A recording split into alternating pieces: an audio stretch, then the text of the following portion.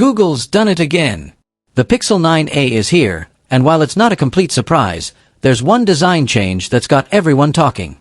A sleek new look, bold color choices, but what's up with those bezels? Let's break it all down.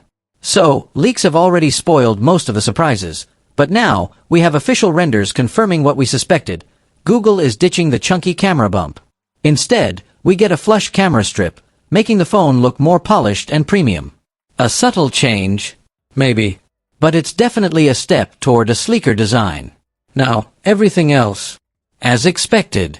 Flat back, flat sides, a very Pixel 9 aesthetic. But here's the curveball, those bezels. They're noticeably thicker than previous Pixel A series phones. Is it a deal breaker? Maybe not.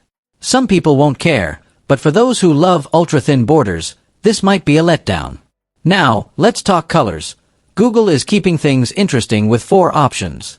Black, classic and clean. Off-white, minimalist and modern. Coral, bold and eye-catching. Soft lilac, a fresh, subtle pop of color. Movie camera-wise, no major surprises. Same dual-lens setup as the Pixel 8a, positioned exactly the same. So, expect solid, reliable camera performance, but no groundbreaking upgrades. Now, the big question, does this new design mean changes under the hood?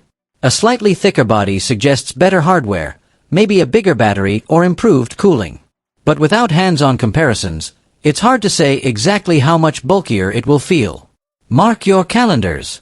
If rumors are right, the Pixel 9a is launching on March 19, 2025. Just a little more patience before we find out if this is a real upgrade or just a minor design tweak. So, what do you think? Is the Pixel 9 as design a win or a miss?